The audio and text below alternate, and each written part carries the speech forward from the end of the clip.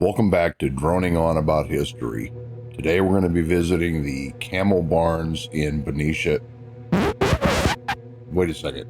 Camel barns? Why are there camels in Northern California? In 1855, Secretary of War Jefferson Davis, yes, that Jefferson Davis, future President of the Confederacy, championed the idea of using camels to transport troops around the desert regions of the United States.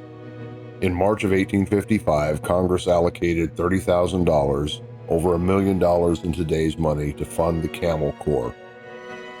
The camels were intended to move troops and supplies throughout the desert regions of the southwestern United States. In June of 1855, the USS Supply set out in search of camels, stopping in Malta, Greece, Turkey, and Egypt before heading home with 33 camels and 5 camel drivers. A second quest in 1857 netted 41 camels, 9 men, and a boy to herd the camels.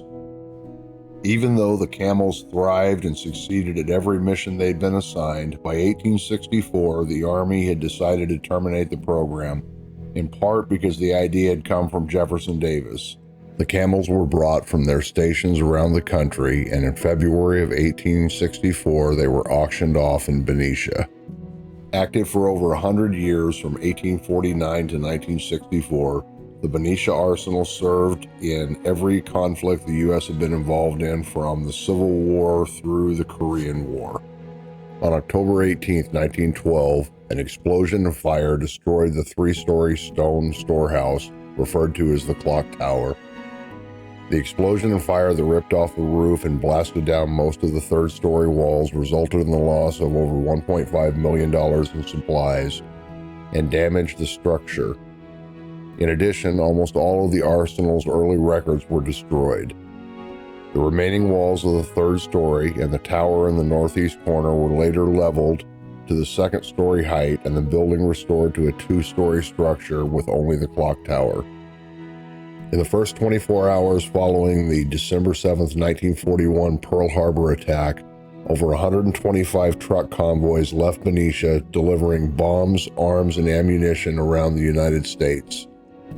The April 1942 Doolittle raid on Tokyo was carried out using bombs provided by the Benicia Arsenal.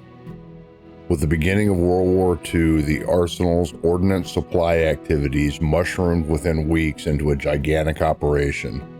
Civilian employee strength prior to 1940 had never exceeded an average of 85 workers. By October 1942, the payroll had reached a peak of 4,500 employees. Later, this group was supported by troops from the Ordnance Air Corps Maintenance Group stationed at nearby Camp Stoneman. By 1944, the workforce included 650 German and Italian POWs and 150 teenagers from the California Youth Authority. At its peak during the Korean War, the post employed 6,700 civilians, doing everything from building up artillery shells to overhauling binoculars and watches.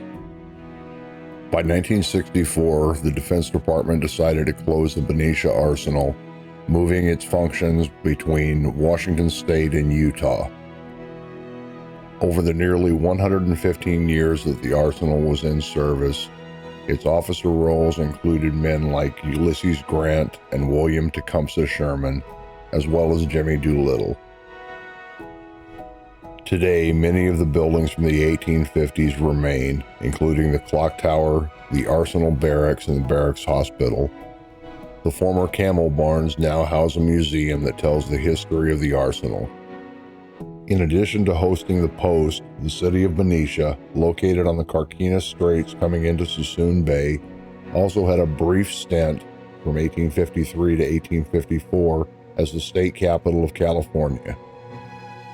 I hope you've enjoyed learning something about the unique Camel Corps that served in the U.S. Army in the 1860s, as well as learning how you can use your drone to tell the history of your region. If you've enjoyed this content and would like to see more history told through drones, please give me a thumbs up. If I've earned it, I'd appreciate a subscription. Thank you, and we'll see you next time on Droning On About History.